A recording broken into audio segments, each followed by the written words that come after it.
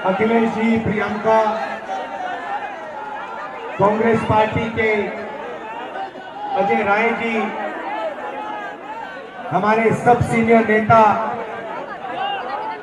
Samajwadi party के senior नेता, हमारे कार्यकर्ता, समाजवादी पार्टी के कार्यकर्ता, हमारे मित्रों, आप सबका मैं यहां दिल से बहुत बहुत स्वागत करता हूं।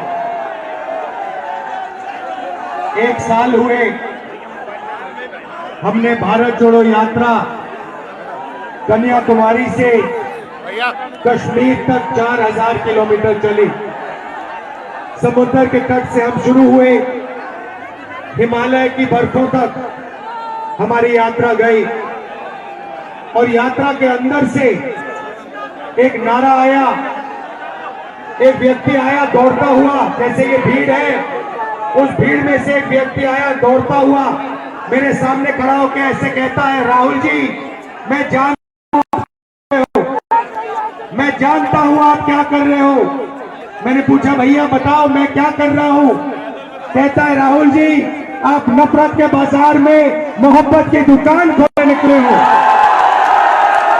और यही हम अब मिलकर अखिलेश जी, प्रियंका जी, इंडिया गठबंधन, हमारा सबसे पहला और सबसे जरूरी काम, जो हिंदुस्तान में नफरत फैलाई गई है, जो भाई को भाई से लड़ाया गया है, तो भाई और भाई को डराया गया है, इसके खिलाफ हमें खड़ा होना है, मिलकर खड़ा होना है। और ये देश जो है, ये नफरत का नहीं है, ये मोहब्बत का देश है। सही बात है, मोहब्बत का देश है या नफरत का देश है? मोहब्बत का देश है ना। तो पहली लड़ाई नफरत को खत्म करने की लड़ाई है। मैं आपसे पूछता हूं, नफरत को नफरत से काटा जाता है? नहीं, नफरत को सिर्फ मोहब्बत काट सकती है। सही बात। नफरत को किस चीज से काटा जाता है? सुना नहीं मैंने?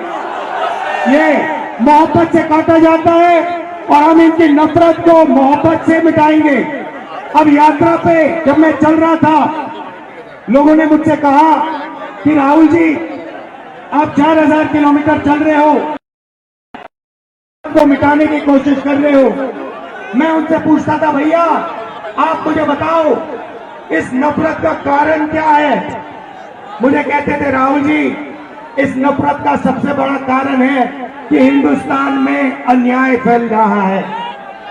गरीबों को अन्याय, किसानों के खिलाफ अन्याय, मजदूरों के खिलाफ अन्याय, महिलाओं के खिलाफ अन्याय। अगर आप गरीब हो, आपके साथ 24 घंटा इस देश में अन्याय होगा। तो नफरत का कारण अन्याय है और इसीलिए हमने भारत जोड़ो यात्रा में अन्याय शब्द जोड़ दिया है। अब यहां भीड़ से मैं पूछना चाहता हूं, इस देश में पिछड़े वर्ग के कितने लोग हैं? 50%। 50%। इस देश में दलित वर्ग के कितने लोग हैं? 15%। इस देश में माइनॉरिटी सारी की सारी मिला दो, मुसलमान, सिख, ईसाई कितने, जैन कितने हैं? 15%। 50 और 15 कितना हुआ? 65 और 15 कितना हुआ? उसमें 8% आदिवासी जोड़ दो, कितना हुआ?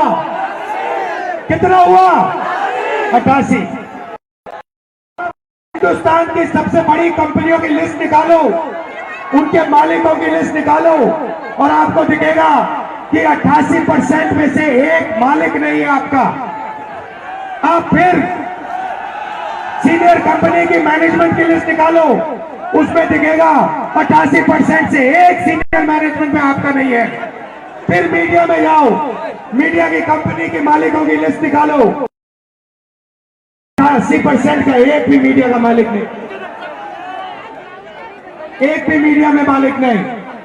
मीडिया के बड़े बड़े पत्रकारों की लिस्ट निकालो, 88% का एक वहां पे नहीं मिलेगा।